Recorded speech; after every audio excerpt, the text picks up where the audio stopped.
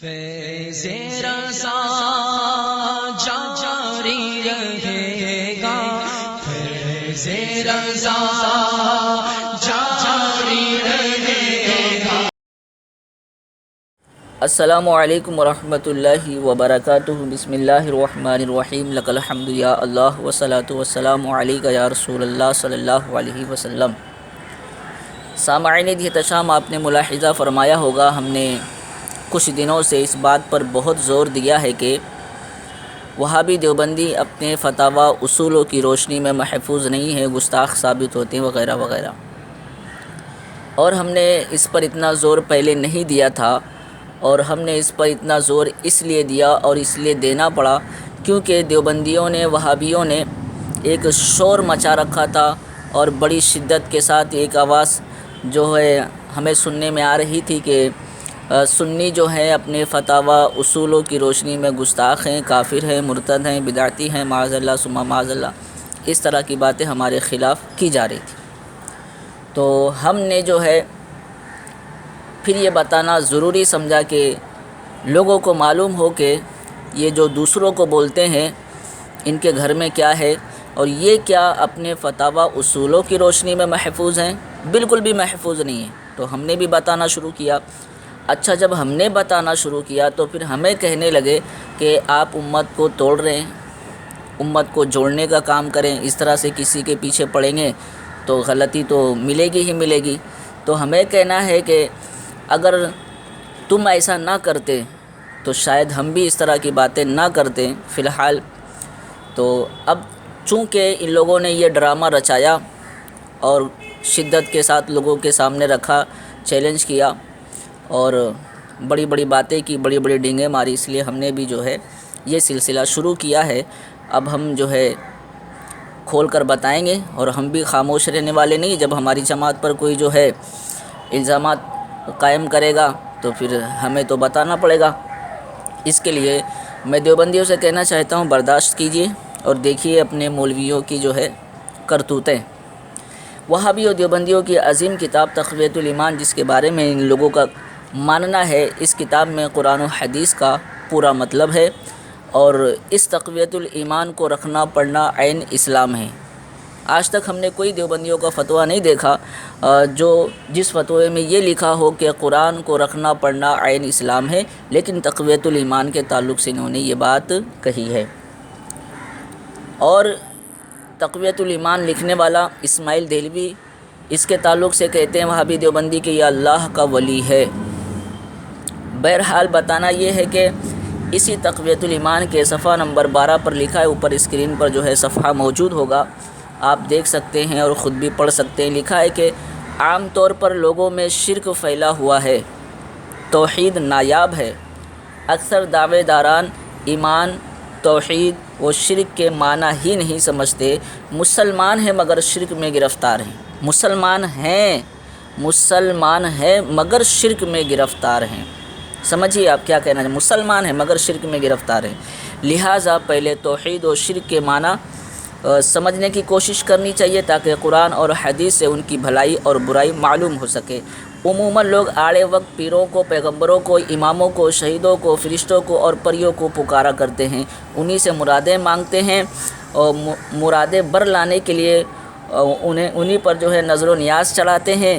بیماریوں سے بچنے کے لیے اپنے بیٹوں کو انہی کی طرف منسوب کرتے ہیں۔ کسی کا نام عبد النبی، کسی کا علی بخش، کسی کا حسین بخش، کسی کا پیر بخش، کسی کا مدار بخش، کسی کا سالار بخش، کسی کا غلام محی الدین اور کسی کا غلام معین الدین۔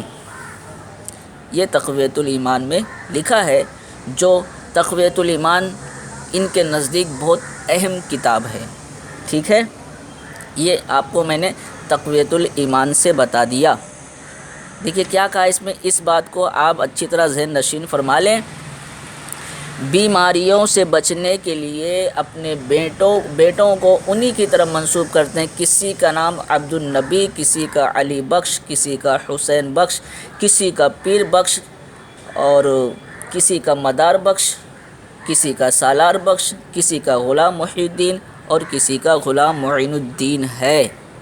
ان ناموں پر جو ہے یہ بات کہی ہے اسماعیل دہلوی نے۔ اب وہابیوں دیوبندیوں کی بہت ہی بڑی کتاب تذکرۃ الرشید، جس میں ان کے بہت بڑے مولوی ہیں جن کا نام ہے رشید احمد گنگوہی، جن کا تذکرہ جو ہے اس کتاب میں موجود ہے۔ نام سے ہی آپ کو پتہ چل گیا ہوگا تذکرۃ الرشید، یعنی رشید احمد گنگوہی کا تذکرہ موجود ہے۔ اور تذکرۃ الرشید لکھنے والے عاشق الہی میٹھی دیوبندی ہیں۔ تو عاشق الہی میٹھی دیوبندی نے تذکرۃ الرشید کے اندر لکھا، ولادت کا ذکر کرتے ہوئے، پیدائش کا ذکر کرتے ہوئے رشید احمد گنگوہی کی، لکھا کہ باپ کی جانب سے خاندانی سلسلہ حضرت نے خود بیان فرمایا تھا۔ عاشق الہی میٹھی لکھتا ہے، رشید احمد گنگوہی کی پیدائش کا ذکر کیا، ولادت لکھا ہوا اوپر آپ دیکھ سکتے ہیں۔ تو عاشق الہی میٹھی نے لکھا کہ باپ کی جانب سے خاندانی سلسلہ حضرت نے خود بیان فرمایا تھا۔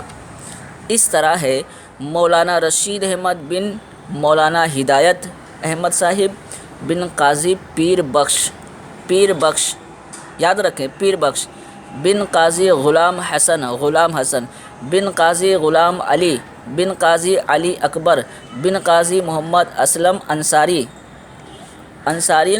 انصاری ایوبی، اور ماں کی جانب سے سلسلہ نسب جس کو حضرت کے ماموں محمد شفیع صاحب نے خاندانی شجرہ محفوظہ سے نقل کروایا، یوں ہے مولانا رشید احمد صاحب، کریم النساء بنت فرید بخش وغیرہ۔